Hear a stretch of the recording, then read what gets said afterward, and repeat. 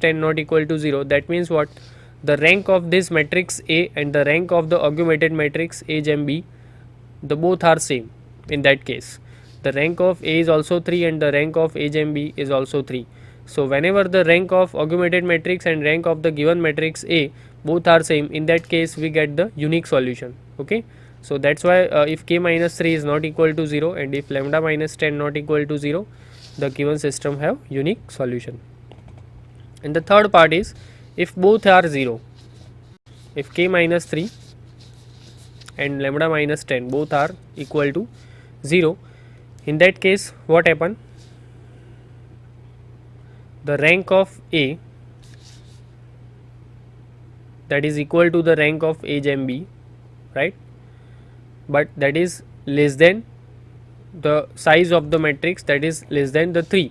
So in that case we get infinite number of solution, right? In that case we get infinite number of solutions. Okay, so that's why the answer of this question is if k is equal to 3 and lambda is not equal to 10, the given system does not have solution. If k not equal to 3 and lambda not equal to 10, the given system have unique solution, and if k equal to 3 and lambda equal to 10, the given system have infinite number of solution. Okay, next question. Question 2D. Now find basis and row.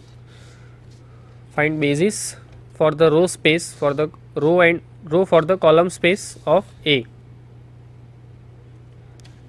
This is the 4 cross 4 matrix, 1 4 5 4 2 9 8 2 2 9 9 7 minus 1 minus 4 minus 5 minus 4, and this question asked in 3 marks. Now here is the solution. We convert the given matrix into row echelon form, right? This is the same matrix as we written here, 1 4 5 4 2 9 8 2 2 9 9 7 minus 1 minus 4 minus 5 minus 4.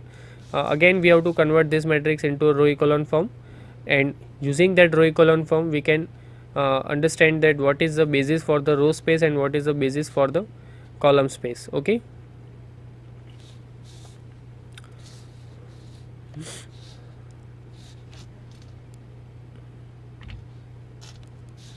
here is some processes we are doing here. See, this is our original matrix. Now first of all we convert this matrix into a row echelon form, correct? So what we have to do, this is our leading entry, below that leading entry we want 0, so that's why we multiply first row with minus 2 and add into the second and third row, so that's why we get 0 here, and then we multiply first row with 1 and add into the fourth row. Okay, so now you can understand when we multiply the first row with minus 2 and add into the second row become 2 minus 2 0, 9 minus 8 1, 8 minus 10 minus 2, 2 minus 8, that is minus 6.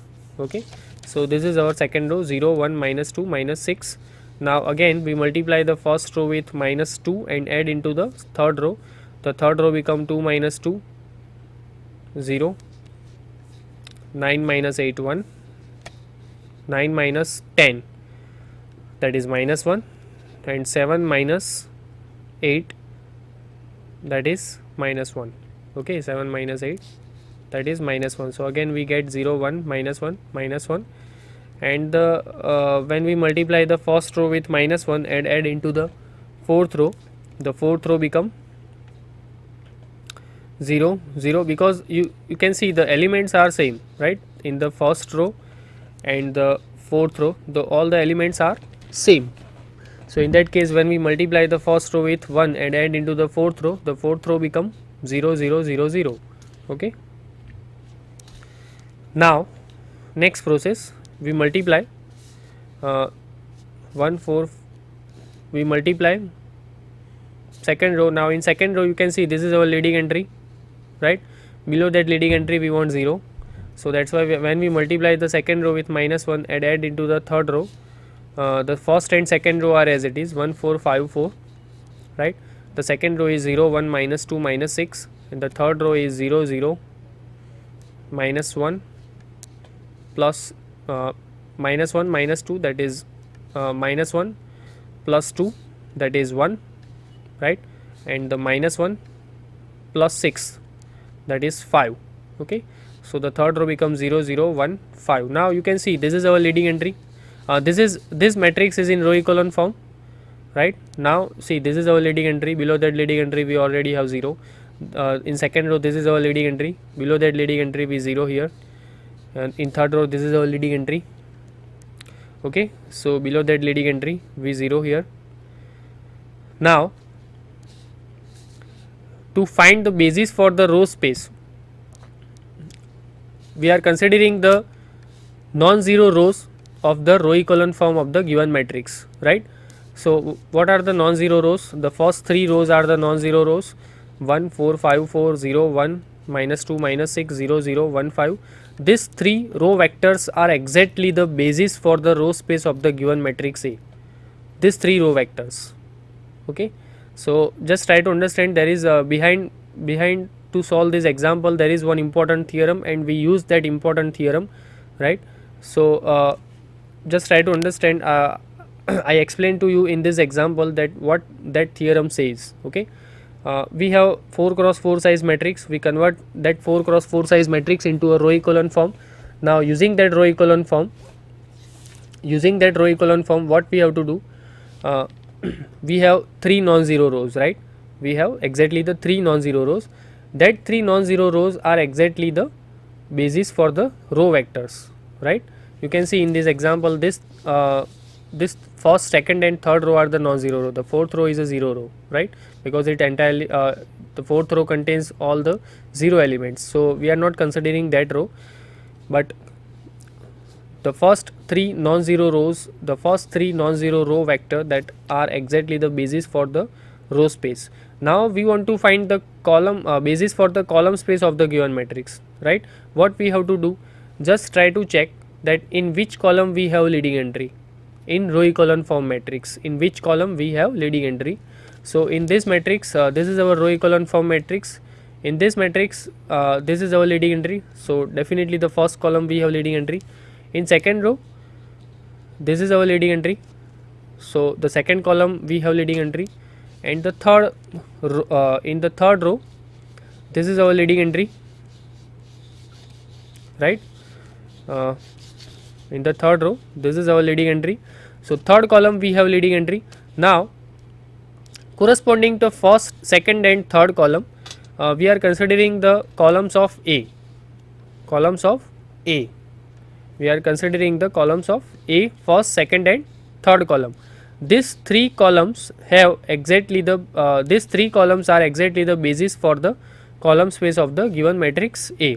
Okay, so behind to solve this example, that theorem says exactly this one. Okay, so this 3 row vector are basis for the row space of A, and this 3 column vector, you can see 1 2 2 minus 1 4 9 9 minus 4 5 8 9 minus 5, 1 2 2 minus 1 4 9 9 minus 4 5 8 9 minus 5.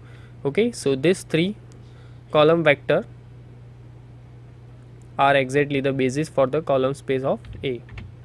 Okay, so here the complete the solution of this question. Just here the some explanation that from the last matrix we observe that the pivots means leading entry are in the columns 1 2 and 3, hence the columns 1 2 and 3 of A form basis for the column space of A, and this 3 row column vector are nothing but the first 3 column vector of the given matrix A, because of we have leading entry are in the first, second and third column for in the row echelon form of the given matrix A.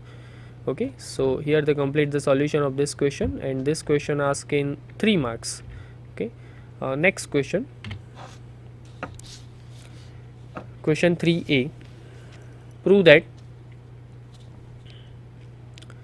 that the set of n cross n matrix on real numbers with the standard addition and scalar multiplication is a vector space over R. So to prove vector space, we have to basically 10 number of conditions. The first one is closeness. The first 5 condition are for addition, and another 5 condition are for scalar multiplication. Just try to understand what is the definition of vector space. if you want to prove that the in any given set is a vector space under some addition and scalar multiplication, here we use standard addition and standard scalar multiplication. So the first 5 condition are for addition, right?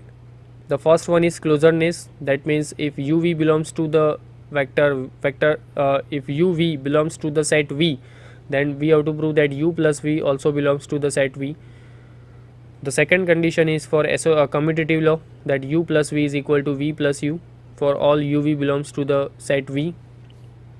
The third one is associativity, that is u plus in bracket v plus w, that is equal to in bracket u plus v plus w for all uv w belongs to the set v. The fourth condition is identity, so we have to find such identity element, call it theta, sometime it's called theta or sometime it's called 0, right? Such that u plus 0, that is equal to u for all u belongs to the set v. That is identity element, identity condition. The fifth one is inverse. We have to find inverse u for any u belongs to the set v, we have to find minus u belongs to v such that u plus minus u, that is equal to our identity element 0, right? So if this the first 5 condition are satisfied, then we can say that the given set is half and half condition are satisfied, right? The next 5 condition are for scalar multiplication. If first one is again closedness for any alpha belongs to R, alpha into U, that is also belongs to the set V, that we have to prove. The second condition is associativity or alpha beta, where alpha beta are scalars, alpha beta in bracket into U, that is equal to alpha in bracket beta into U, or sometime it's called that is equal to beta outside the bracket in bracket alpha into U, right? Next one is distributive law, that alpha into u plus v, that is equal to alpha into u plus alpha into v. And the another condition, distributive law condition, that is alpha into u plus v, that is equal to alpha into u plus alpha into v.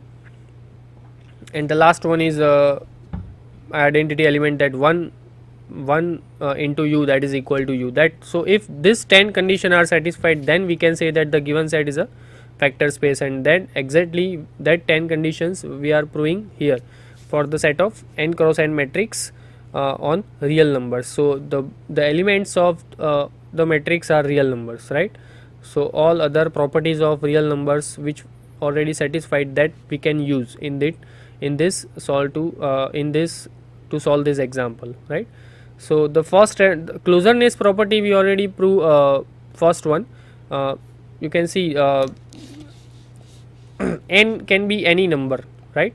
So in general we are taking that mn, that is equal to, with this set theoretically we can write that in this big matrix Aij, where Aij belongs to R. So correct, because our set is on real numbers. So we define addition of two matrices, that A is equal to Aij and B is equal to Bij in Mn as follows, right? So A plus B, that is equal to Aij plus Bij. Okay, so A plus B belongs to Mn, correct? So the closedness under addition, that is already satisfied. The next is closure under the scalar multiplication. If alpha belongs to R and A is equal to Aij belongs to Mn, then alpha into A, that is also belongs to Mn.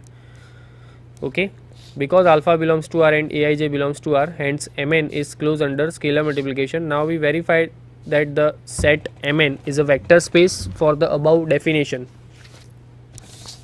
So the closedness property for the addition and scalar multiplication we already proved before to solve this example, right? So next only the 8 condition are remaining. So from that 8 condition, this first condition is associative, that we have to prove.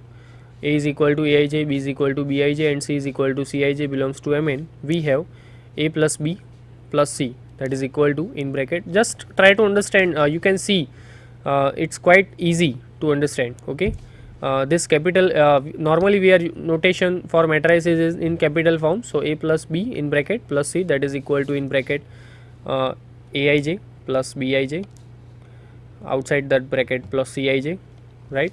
Now how we define addition, that is equal to in big bracket Aij plus Bij plus in bracket Cij, that is equal to Aij plus Bij plus Cij, that is equal to Aij plus in bracket Bij plus Cij. Okay, and that is equal to Aij plus in bracket Bij plus Cij. Okay, so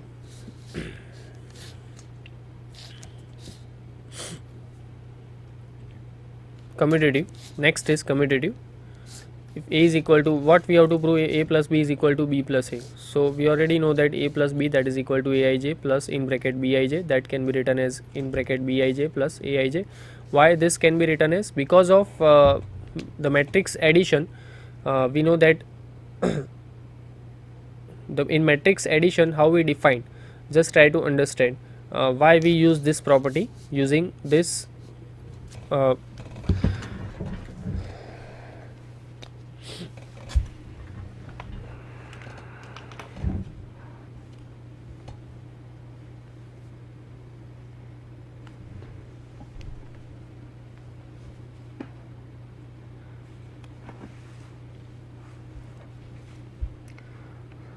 suppose this is our 2 cross 2 matrix A, B, C, D, right?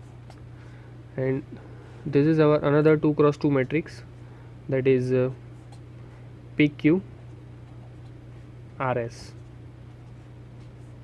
Okay, so when we solve, how we define addition? A plus P, right? B plus Q, okay, C plus R,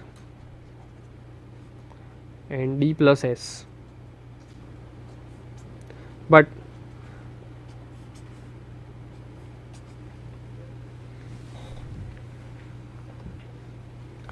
now these all are real numbers. Okay, so in real numbers we already have commutative law.